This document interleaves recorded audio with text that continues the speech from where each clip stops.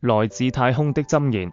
在廣袤無垠的草原上，生活住一位年輕的牧羊人，名叫阿木。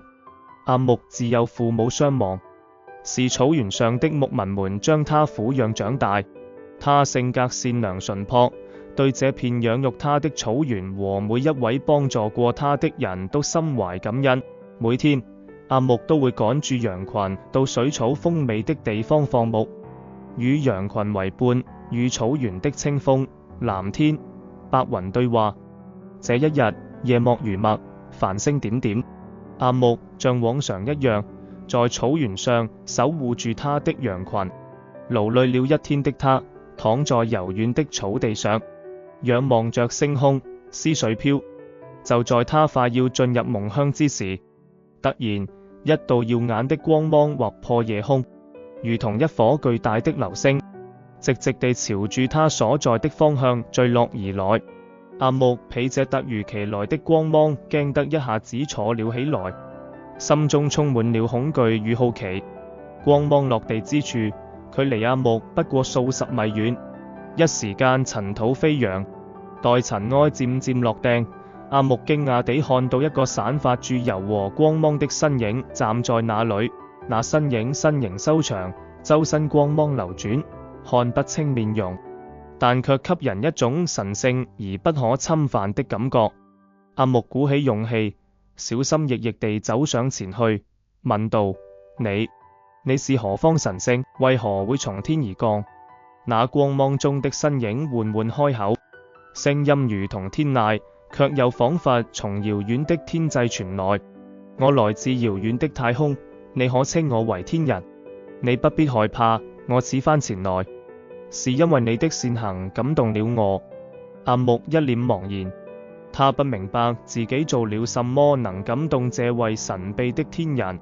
天人似乎看出了他的疑惑，繼續說道：你雖生活困苦，卻始終心懷善意。你幫助迷路的旅人找到方向，你將自己的食物分給飢餓的乞丐，你細心照料受傷的小動物。你的每一個善舉都如同黑暗中的明燈，在宇宙中閃爍住光芒。阿木聽了，心中微微感動。他從未想過自己平日裏順手而為的小事，竟能被這位來自太空的天人看到。天人接住說道：我想帶你雲遊太空，讓你看看宇宙的廣闊，也讓你明白一些宇宙的真理。阿木瞪大了眼睛，雲遊太空，這是他做夢都不敢想的事情。他毫不猶豫地點了點頭。天人輕輕一揮衣袖，阿木只覺得身體一輕，整個人便飄了起來，跟住天人一同飛向了浩瀚的太空。他們首先來到了一顆熾熱的星球前，星球表面岩漿翻滾，火焰天。天人指住這顆星球說：看，這顆星球被貪念籠罩，星球上的生物無休止地索取資源，為了爭奪有限的能源，戰爭不斷，最終導致整個星球生態崩潰，陷入無盡的火海。貪就如同這熊熊燃燒的火焰，若不加以克制，會將一切美好吞噬。接住，他們又來到了一顆冰藍色的星球。這顆星球看似美麗寧靜，但仔細看去，星球上的生物眼神中卻充滿了憤怒與仇恨。天人神情凝重地說：這便是真的危害。這裡的生物因一點小事便心生憎怒，相互爭鬥，仇恨的種子在心中生根發芽，蔓延至整個星球。他們的內心被憎填滿，失去了平和與快樂。即便身處如此美麗的星球，也感受不到絲毫美好。隨後，天人帶住阿木來到了一顆灰暗的星球。星球上的生物眼神呆滯，渾渾噩噩地生活住，對周圍的一切都漠不關心。天人嘆息道：這就是痴的後果。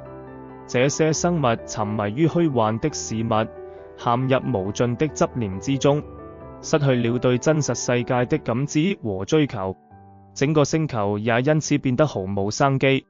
阿木看住這些截然不同的星球，心中受到了極大的震撼。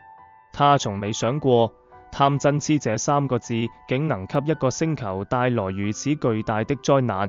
接住，天人又帶住阿木遊歷了許多充滿生機與美好的星球。這些星球上的生物和諧共處，相互關愛，遵循住宇宙的規律生活住。天人說：你看，這些星球之所以美好，是因為這裡的生物懂得遵循因果，種善因得善果，種惡因得惡果，這是宇宙的基本規律，不可違背。阿木認真地聽住，心中若有所思。在結束了漫長的太空之旅後，天人將阿木送回了草原。阿木看住熟悉的草原和羊群，心中感慨萬千。天人語重心長地對阿木說：善能感動天上的人，善是宇宙間的一種美德。希望你能謹記貪嗔癡這3大害，以善利人。你的每一個善舉都可能改變一個人、一顆星球，甚至整個宇宙的命運。阿木重重地點了點頭，他知道自己的人生從此將不一樣。望住天人漸漸消失在夜空中的身影，阿木暗暗發誓，一定會將這份善良傳遞下去，用自己的行動去影響身邊的人，讓善的光芒照亮這片草原，乃至整個世界。